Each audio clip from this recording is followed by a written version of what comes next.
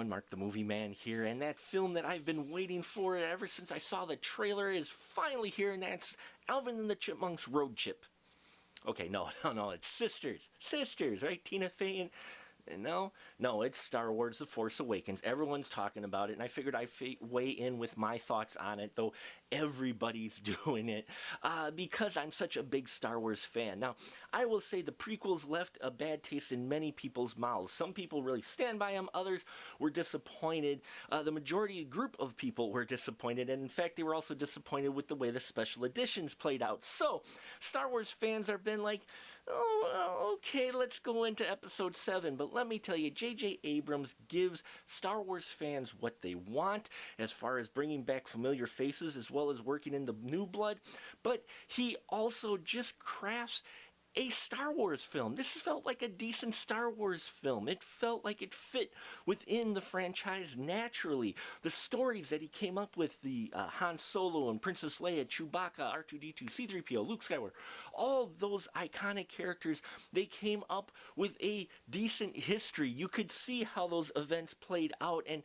it felt natural for what they came up with for these characters of what has happened to them over the last 30 years. And I really enjoyed that. J.J. Abrams has a history of being able to handle multiple characters very well, and he does so here. It's the characters you really become attached to, not only the ones that I grew up with when I was a kid, but also the new familiar faces, one of them being John Boyega playing a Finn.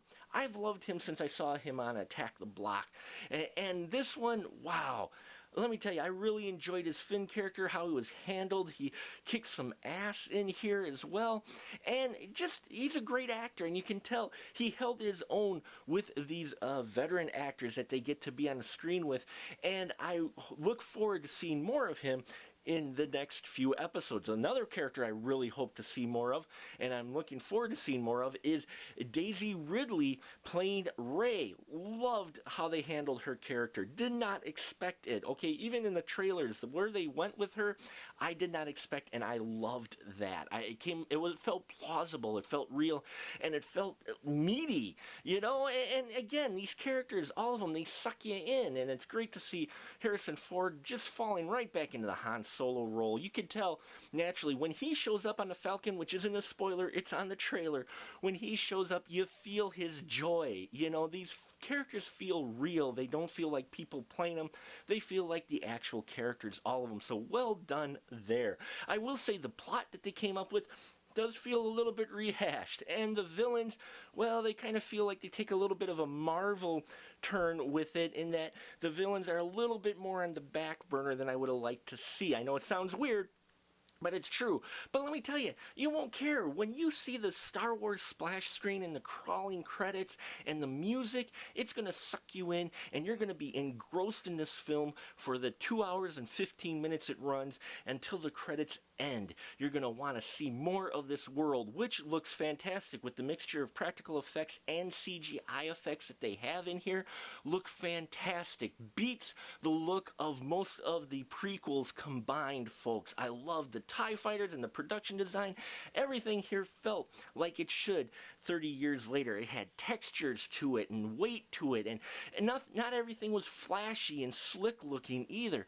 So it was just really, the production design and everything, this world felt realistic, which is a feeling I did not get from the prequels because of the sheer volume of CGI environments in here. Now, I'm not saying there aren't CGI environments in here. I'm just saying they blend a lot of more practical effects than you had in there. People in costumes and in makeup and prosthetics and actual built droids versus CGI stuff really just gave it that more realistic feel to it and help you pull you into this world that we fell in love with, that I fell in love with when I was a 2.5-year-old watching the first Star Wars. Folks, this is a great Star Wars film. As a regular film, it's okay, but I think you will not be disappointed if you are a fan of this series, and it makes me look forward to where they're going to go with the next two films. I give it 4.5 stubs.